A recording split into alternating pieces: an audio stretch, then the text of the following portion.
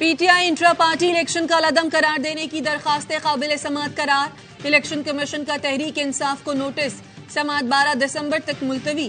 Election commission نے intra party election دوبارہ کرانے کی استدعا مسترد کر دی۔ رکن الیکشن کمیشن نے کہا الیکشن ایکٹ کا سیکشن 215 واضح ہے، دوبارہ الیکشن کو بھول جائیں۔ آئین یہ نہیں کہتا کہ ہم بار بار انتخابات کا حکم دیں۔ میڈیا سے گفتگو میں اکبر ایس بابر نے کہا یہ الیکشن نہیں سلیکشن تھا، ورکرز کو ووٹ کے حق سے محروم رکھا گیا۔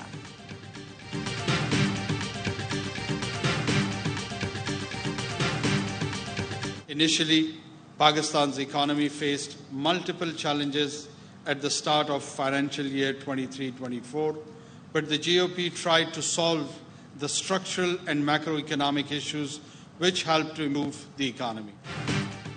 پاکستان سٹاک مارکیٹ میں نئی تاریخ رقم 100 انڈیکس نے 66,000 کی بلند ترین سطح عبور کر لی۔ آج ٹریڈنگ کے دوران 1400 سے زائد پوائنٹس کا اضافہ دیکھا گیا۔ نگراں وزیر اعظم انوار الحق کاکڑ کا اسٹاک مارکیٹ میں سکوک بانڈ کے اجرا کی تقریب سے خطاب، کہا معیشت کی بہتر صورتحال کے باعث اسٹاک مارکیٹ میں بھی تیزی کا رجحان ہے۔ ڈالر کی قیمت میں کمی سے مہنگائی کم ہوئی۔ I M F standby معاہدے سے سرمایہ کاروں میں اعتماد آیا۔ نگراں حکومت سرمایہ کاروں کو ہر ممکن تعاون فراہم کرتی رہے گی۔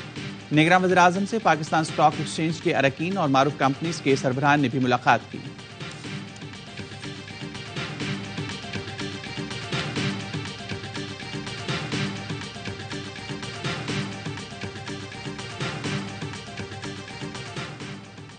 ایف آئی اے نے سابق مشیر احتساب شہزاد اکبر کی گرفتاری کے لیے انٹرپول کو خط لکھ دیا۔ اسلام آباد پولیس نے شہزاد اکبر کی گرفتاری کے لیے ایف آئی اے انٹرپول سے رابطہ کیا تھا۔ سول جج احمد شہزاد گوندل نے 2 دسمبر کو شہزاد اکبر کو اشتہاری قرار دیا تھا۔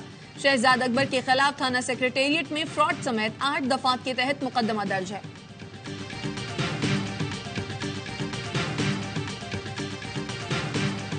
اسلام آباد ہائی کورٹ نے بشرا بی پی آڈیو لیک کیس کی سماعت کا تحریری حکم جاری کر دیا۔ ایف آئی اے کو آڈیو کے فرانسک کا حکم، لکھا تحقیقات کی جائیں، سب سے پہلے آڈیو کہاں سے جاری ہوئی، D G I S I P report دیں، آڈیو کس نے ریلیز کی، ایف آئی اے، پیمرا اور پی ٹی اے کو نوٹس، ڈی جی لا پیمرا اور ڈی جی لا پی ٹی اے کو ذاتی حیثیت میں پیش ہونے کا حکم، عدالت کو آگاہ کیا جائے کیا اس طرح کی آڈیو قومی میڈیا پر نشر کی جا سکتی ہے، P T A social media site سے رابطہ کر کے اکاؤنٹ ٹریس کرے۔ زیر سماعت کیس کے دوران ایک اور آڈیو لیک ہونا پریشان کن ہے۔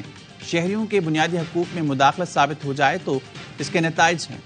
کیس کی آئندہ سماعت 20 دسمبر کو ہوگی۔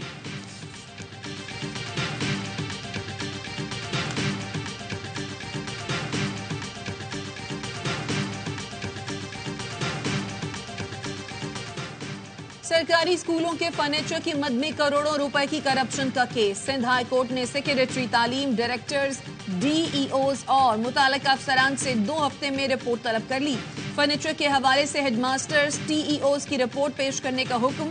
جسٹس صلاح الدین پنور نے ریمارکس دیے، فرنیچر ہے نہ واش روم، سرکاری اسکولوں میں بچے فرش پر پڑ رہے ہیں، کروڑوں روپے کا بجٹ کہاں جاتا ہے، تفصیلی رپورٹ پیش کی جائے۔ فرنیچر کی خریداری میں 13 کروڑ روپے کی کرپشن۔ چیف سیکریٹری سندھ نے 2 افسروں کو 3 ماہ کے لیے معطل کر دیا۔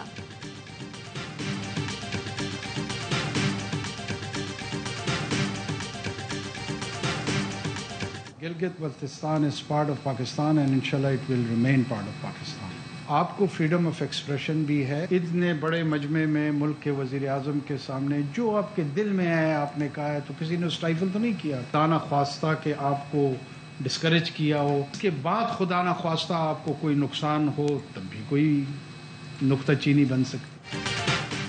پاکستان کے ہر شہری کو آزادی اظہار کا حق ہے، جو حکومت میں آتا ہے اسے آزادی رائے برائی بری لگتی ہے۔ نگراں وزیر اعظم انوار الحق کاکڑ کی کراچی میں یونیورسٹی کے طلبہ سے گفتگو، کہا ملک میں آزادی اظہار کا بیانیہ ہر دور کے ساتھ مختلف رہا ہے۔ گلگت بلتستان سے متعلق سوال پر وزیر اعظم انوار الحق کاکڑ کا کہنا تھا کہ گلگت بلتستان پاکستان کا حصہ ہے اور رہے گا۔ گلگت بلتستان کی شناخت پاکستان سے اور پاکستان کی شناخت گلگت بلتستان سے جڑی ہے۔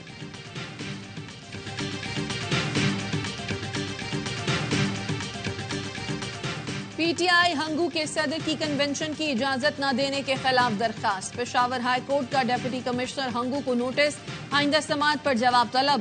عدالت نے پولیس اور انتظامیہ کو درخواست گزار کو ہراساں کرنے سے روک دیا۔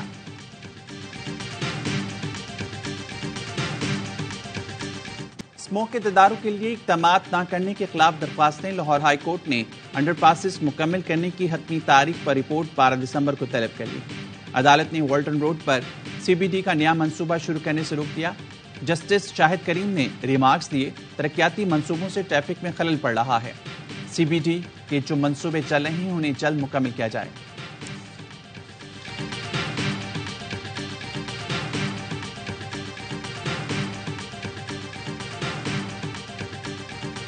گھوٹکی میں محمد پور کے قریب وین ٹرین کی زد میں آ گئی، مزدہ ڈرائیور جاں بحق ہو گیا۔ پولیس کے مطابق جائے وقوع پر پھاٹک موجود نہیں، وین ڈرائیور نے جلد بازی کی۔ حادثے کے بعد گرین لائن ٹرین کو متبادل انجن لگا کر روانہ کیا گیا۔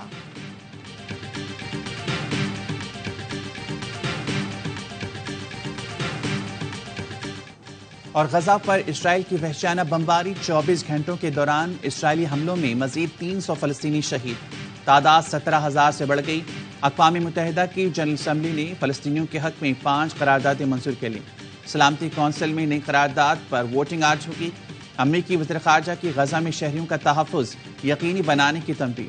واشنگٹن میں برطانوی وزیر خارجہ کے ہمراہ پریس کانفرنس میں کہا، انباء سے متعلق حقیقی اور اسرائیل کے جاری کردہ اعداد و شمار میں واضح فرق ہے۔ اسرائیلی وزیر دفاع نے مختلف ملکوں سے فوجی ساز و سامان کے 200 کارگو طیارے ملنے کی تصدیق کی۔